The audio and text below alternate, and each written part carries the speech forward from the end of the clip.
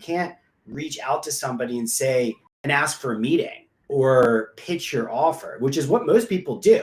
And they lose sight of the disarming nature of building rapport and breaking the ice. So I would say that part of personal branding, part of your LinkedIn profile is thinking through the lens of how do you disarm. The way that you disarm is to be authentic in expressing what it is you're trying to achieve, thinking about that end in mind, talking about your offer, talking about your value proposition, talking about your why, not showing vulnerability of, where you were, where you're trying to go. And the reason is because if you do that well, you're giving people the ability to play off of your personal story. Now, compare that to somebody who has no about section, has just their prior experience, and then their title that says they're the CEO of a company, let's just say, or a VP of a company. You're not giving anything to make it easy for other people to engage with you. Now, that doesn't mean that you won't be able to find somebody on the street that might actually wind up giving you their number, but you're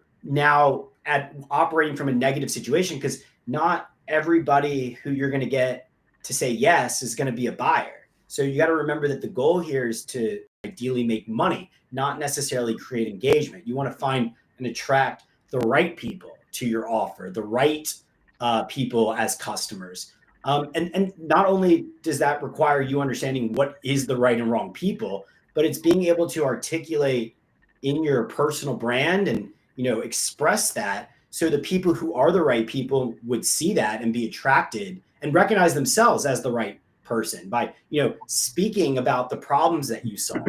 Or people who have those problems could be like, you know what, I want to talk to that person because if they have solutions to this problem that I'm experiencing, I feel like we would have a good conversation.